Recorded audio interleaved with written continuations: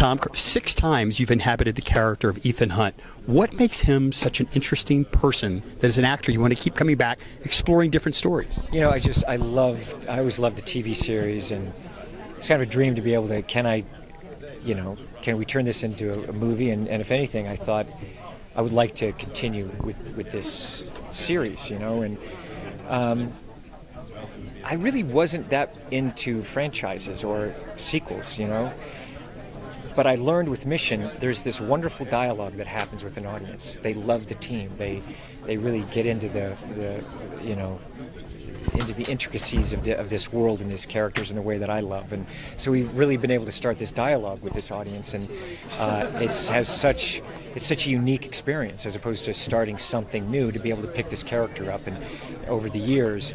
And he's just, the intelligence, the gadgets, the team. I don't want to say he's an adrenaline junkie, but he's hung from the world's tallest building. He strapped himself to the side of an airplane. Now helicopters, and you've never really done helicopters before. What makes that sequence so special, do you think? I've been looking at these helicopter sequences forever. Having done Top Gun, I'm an aviator. I like flying airplanes, and I fly aerobatics. And I've always wanted to fly helicopters. I wanted to do a helicopter sequence, and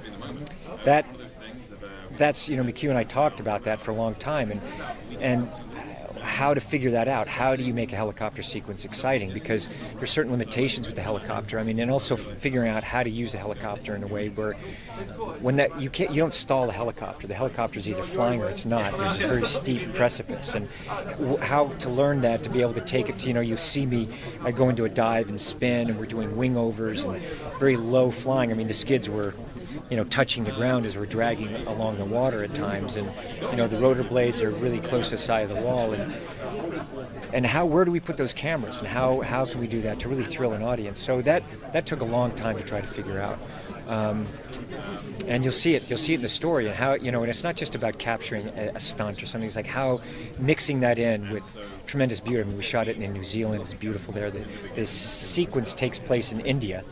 But New Zealand was a place that really allowed us to be able to put the cameras there and allowed me to be able to fly in their country. And so that's the kind of stuff that I want to do.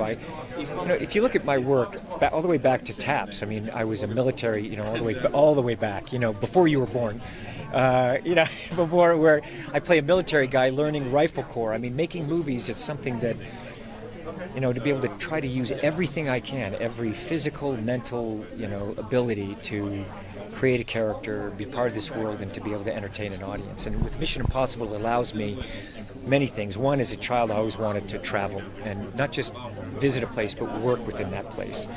2, to be able to entertain someone, and really, I like learning. I'm always learning new things. So Mission Impossible has given me that and allowed me to go and take this. And at the time that I made the first Mission, they weren't going overseas to make movies, and I wanted to work with an international cast in an international city and really take that time to celebrate that culture and work with them.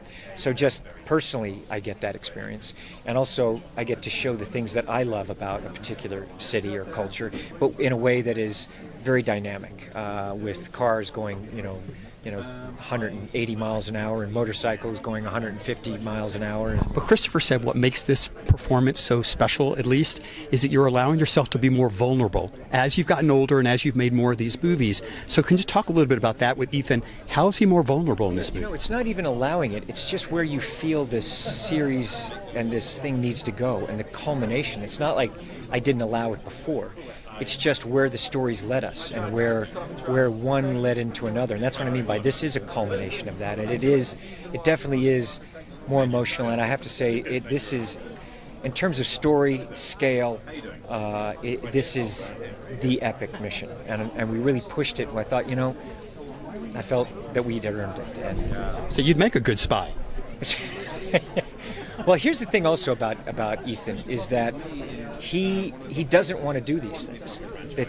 The key, anytime I have writers or people coming on, they're like, oh, we're going to put you in this. I said, no, the key is he doesn't want to do it. He has to do it. He has no choice, because he wants to accomplish, this task. And I like that. He's a very human character that does very extreme things.